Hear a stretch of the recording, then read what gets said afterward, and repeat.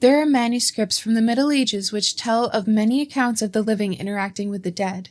In a time when each letter was written out by hand, these ghost stories were important enough culturally and historically to be documented and studied. But it wasn't just writing. There are illustrations and paintings, poetry, and even plays dedicated to the phenomenon of revenants.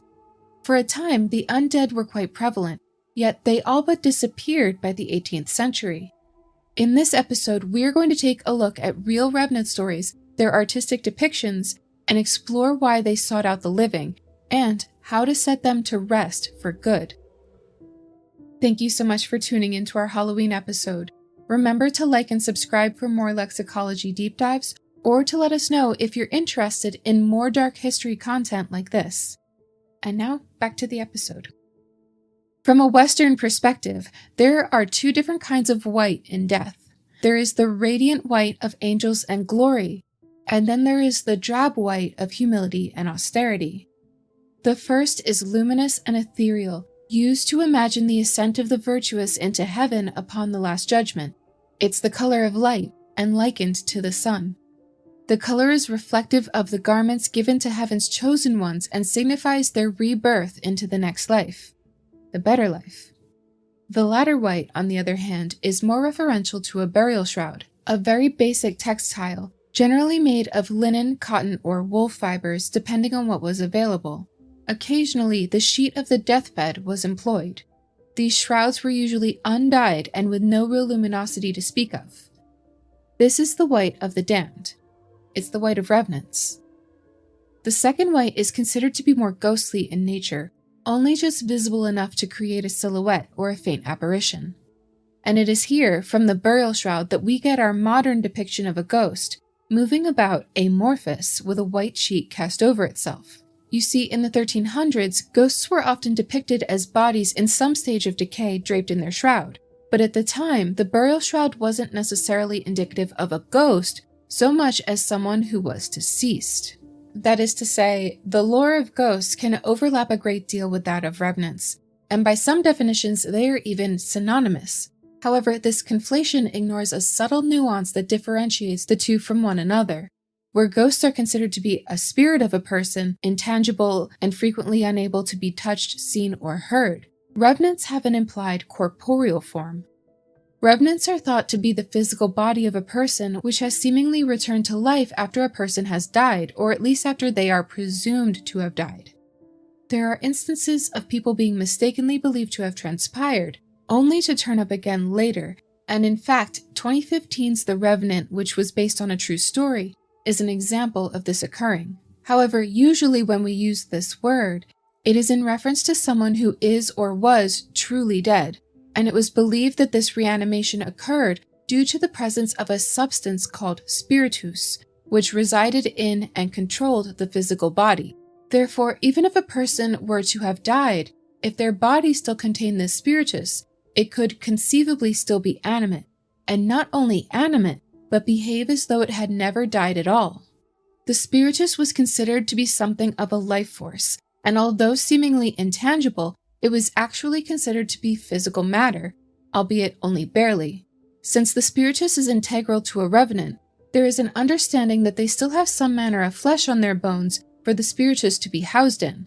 Skeletons cannot return as revenants because without skin or flesh, there is nothing to hold the spirit inside of them. There is no life force to them. Because of this, popular belief dictated that the lifespan of a revenant usually would not exceed 1 year, though there were ways to expedite the process, which we'll touch on later. But how to define what compels a revenant out of the grave comes down to perspective. Ecclesiastical figures, like priests or bishops, tend to look for answers within their preferred dogma. I'll give an example. In the town of Nivelles, I saw a virgin worthy of God. She rose in the early morning to go to church, observing the stipulated hours. It happened one time that the dead body of a certain deceased man was brought to the church in the evening without her knowing about it. Getting up in the middle of the night, the virgin went to church and found the dead man, but she was hardly afraid, or just a little, so she sat down and began her prayers. When the devil saw this, he looked upon her with malice. and entering the dead body, he moved it at first in the coffin. The Virgin therefore crossed herself and bravely shouted to the devil, lie down, you wretch, for you have no power against me." Suddenly, the devil rose up with the corpse and said, "Truly now, I will have power against you, and I will revenge myself for the frequent injuries I have suffered at your hands."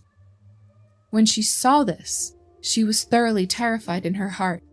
So with both hands she seized a staff topped with a cross, and bringing it down on the head of the dead man, she knocked him to the ground. Through such faithful daring, she put the demon to flight. This account was initially conveyed by the 13th century Dominican friar Thomas of Cantipre, who, as we would expect, viewed the incident of a revenant through a Christian lens and decided that the origins must have been something demonic. And this casual assumption of a corpse plays into how bodies were perceived to function within the doctrine of Christianity, which dictates that souls vacate their bodies upon death, only to re-enter them at the Last Judgment. It's quick and uncomplicated, almost as if a spirit were putting on and taking off a coat, so it seems reasonable that, so long as there is a physical body, any spirit would be able to move in and out of it as they desired. Yet it is implied that only something unholy would partake in this kind of transgression of life and death. In fact, these possessions were a grave enough concern that the blessing given to consecrate burial grounds included a prayer to protect the buried from these trespassers.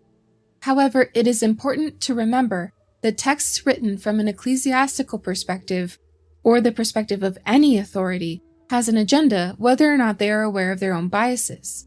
Therefore, the narrative may not perfectly align with what was assumed to be true by the majority of people within a community. That is to say, in actuality, revenants are not commonly considered to be a matter of demonic possession. Instead, that concept was created in response to an already widely accepted phenomenon. Generally speaking, revenants were believed to be people who came back of their own volition in order to interact with the material world, and officially, there is no agreed-upon reason as to why they would do this, but speculation seems to suggest that whether or not a person becomes a revenant is contingent on two factors: how the person lived and how the person died. The logic being that there are people who live well and virtuously, and those who do not, and this can affect if a person returns undead. The condition is also dependent on how a person died. If they died well, meaning foreseeably, with their affairs in order and ready to go, or if they died badly, meaning untimely, violent, in a way that they are unprepared to move on. The ideas of a good or bad life or death are not necessarily defined, but are usually understood within the context of a given culture, and it was believed that revenants were, more often than not, the result of a person who both lived and died badly. An example would be a story written down in the 13th century of an impious priest whose wickedness compelled him to return only to terrorize a knight and his family. At that time, a certain man wearing the habit of a holy religion, who had lived perversely, died in the worst way, being bound by sentence of excommunication. For a long time after his body had been buried, it vexed many people in the same monastery with a sensory illusion in the shade of night. The child of darkness transferred himself to the house of a knight in order to test the faith of the simple, and it terrified the family by contending against them in broad daylight. Having assumed a body, whether natural or divine, is uncertain, but it was hideous, gross, and tangible. He used to come at noonday in the habit of a black monk and settle on the highest parts of the homes or storehouses. He so savagely threw to the ground and battered those who attempted to fight him as nearly to shatter all their joints. One evening, while the head of the family settled around the hearth along with his household, this deadly thing came into their midst, throwing them into confusion with missiles and blows. And that is just one of many examples. There are multiple texts from the Middle Ages which speak about how frequently these incidents took place. In fact, for a time, lore seemed to suggest that this had been a fairly common occurrence, with the 12th century historian William of Newburgh stating that such things often happened in England. and he goes on to describe a particular incident of a wicked man who perished untimely after falling off a rooftop which he had been perching on in order to spy on his wife in bed with another man.